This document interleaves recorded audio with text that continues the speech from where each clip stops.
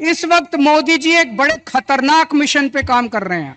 बहुत खतरनाक मिशन है, आपको पता नहीं, अंडरग्राउंड चल रहा है।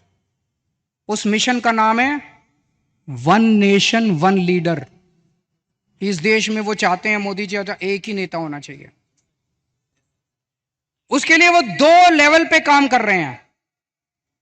एक लेवल, जितने विपक्ष के नेता हैं एक एक करके सबको जेल में डाल रहे हैं। कईयों को डाल दिया, और अगर वो जीत गए, भगवान ना करे वो जीते, अगर वो जीत गए, मैं आपको चैलेंज करता हूं अगले चुनाव तक ठाकरे साहब भी जेल में होंगे, खड़गे साहब भी जेल में होंगे, राहुल गांधी भी जेल में होंगे, प्रियंका भी जेल में होगी, केजरीवाल तो है ही जेल में, शरद पवार साहब भी जेल में होंगे, ममता जी भी जेल में होंगी, स्टालिन भी जेल में होंगे, पिनराई विजयन भी जेल में होंगे। तो एक उनके लेवल पे काम कर रहे हैं, विपक्ष को सबको जेल में डाल दो, जैसे पुतिन ने, शेख हसीना ने, जैसे पाकिस्तान वालों ने जेल में डाला। और दूसरे लेवल पे उनकी अपनी बीजेपी पार्टी में जितने नेता हैं सबको पैदल कर दिया, सबकी राजनीति खत्म कर दी। देवेंद्र फडणवीस को खत्म कर दिया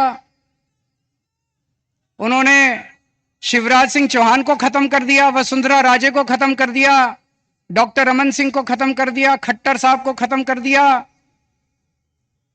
एक ही बचा है, कौन है? अगला किसका नंबर है? अगला किसका नंबर है? सारा देश जानता है अगला नंबर योगी आदित्यनाथ का है। अगर ये जीत गए तो 2 महीने के अंदर योगी आदित्यनाथ को उत्तर प्रदेश के सीएम पद से हटा देंगे ये लोग। बड़ा खतरनाक, एक ही नेता बचेगा और वो भी बस वही राज करना चाहते हैं। लेकिन एक और चीज है, 2014 में जब मोदी जी प्रधानमंत्री बने थे, उन्होंने एक नियम बनाया बीजेपी के लिए कि जो नेता 75 साल का हो जाएगा बीजेपी में, उसको रिटायर करना पड़ेगा, उसको अपना पद छोड़ना पड़ेगा, उसको टिकट नहीं मिलेगी, और अगर वो किसी पद पे काम कर रहा है तो उसे इस्तीफा देना पड़ेगा। उस रूल के तहत उन्होंने सबसे पहले आडवाणी जी को रिटायर किया, फिर मुरली मनोहर को रिटायर किया, फिर उन्होंने सुमित्रा महाजन को रिटायर किया, फिर उन्होंने यशवंत सिन्हा को रिटायर किया और कई लोगों को रिटायर किया।